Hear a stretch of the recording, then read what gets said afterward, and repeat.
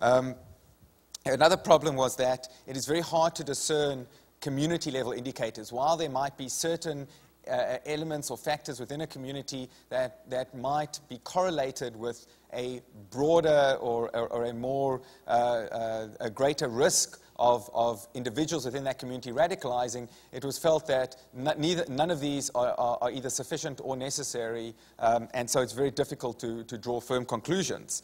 One opinion was that it is better to understand the community, the Muslim communities and the communities in which people radicalize in the West, and build relationships with these communities, then try and mechanistically apply any a list of indicators.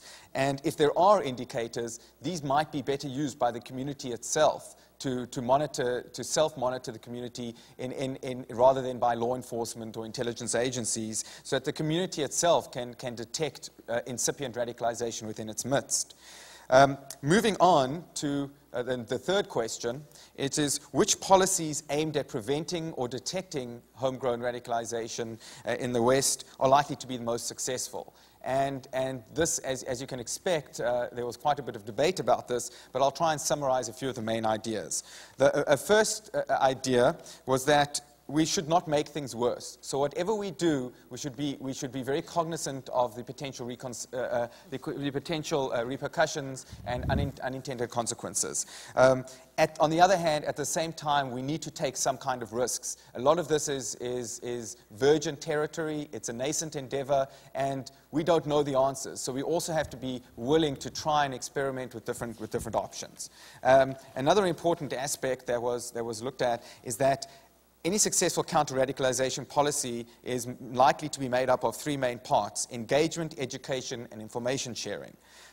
So at the same time, the law enforcement agencies must engage communities directly and not use others or interlocutors, because this will form a basis of trust. Ties and trust within community are very important to build up, to have early detection and to increase the possibilities of preventing radicalization. Also, the government must not hesitate to support the most vulnerable and at-risk people before they radicalize, and this might require a variety of interventions.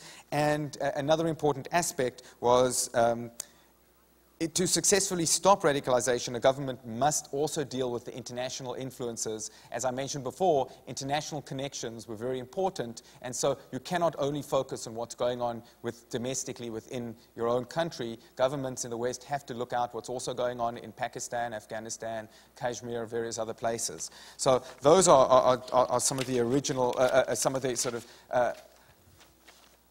key elements that were brought out, and overall, any policy to prevent radicalization, and this is very difficult in government these days, has to be consistent, coherent, and coordinated. Another element that was looked at is that language is very important. It might not be important to us about how particular words like radicalization or Islamic extremism, etc., are used, but it might be very important in the communities themselves. And if you want to have traction within the communities, you have to be cognizant of the importance of language. And this is also that... Briefly now, go on. Okay, I'm going to go one more question, go on. The Muslim communities there's a need for the communities themselves to also step up to the plate and take responsibility for preventing radicalization. It's not just an external imposed government function. And then one of the issues we looked at was a very sticky issue, is the issue of cheerleaders. Persons offering rhetorical support to militants or espousing extremist but ostensibly nonviolent views and forms of Islamism. How do we deal with these in a democratic society that has rights to free speech and free voicing of opinion? The consensus was there's very little you can do to restrain such people under our current democratic social conventions. And then the last question we looked at was, what are the potential futures for the phenomenon of homegrown radicalization? And to caveat this before we start, I'd like to invoke a quote, which is, some people have attributed to Yogi Berra, but was actually originally first cited by Niels Bohr, the famous physicist. And that quote is, "Prediction is very difficult, especially about the future." So with bearing that caveat in mind, we did have a number of opinions. And the one opinion was that with respect to homegrown radicalization, there may be some positive developments because there seems to be a growing shallowness in terms of the understanding of Islamism. You no longer have people who can serve as ideologues, at least robustly.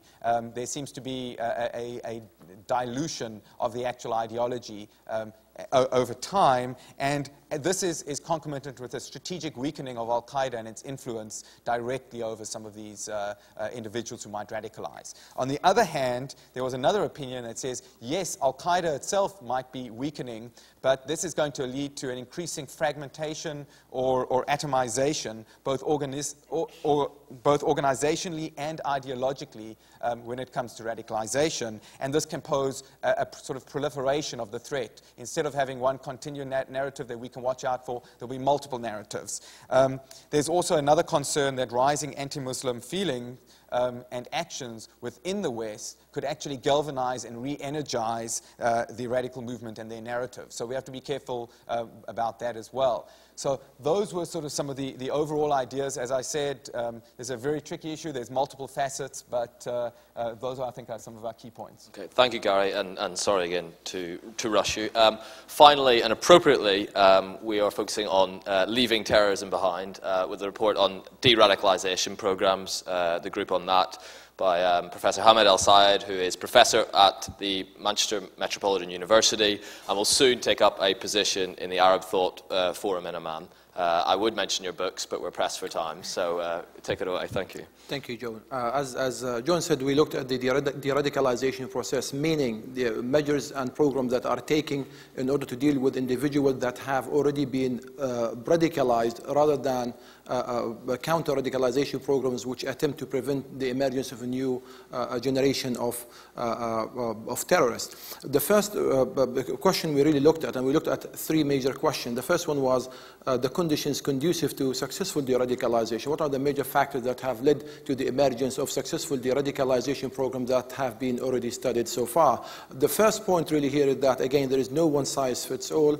that can be really applied. However, there are certain factors seems to have played an important role in the emergence of successful de-radicalization programs, some of which are the following. First, de-radicalization seems more successful whenever it is originated internally from the group themselves, rather than forced upon them or even externally instigated. Secondly, de-radicalization also seems to be more successful whenever it comes from the top leadership rather than from the bottom. Usually the top leadership is far more confident, is more disciplined, and therefore, you know, the bottom or the foot soldiers are usually less confident, and they're always looking for somebody to make decisions for them. And therefore, the top leadership is very important to deal with them during the radicalization program and try to convince them first.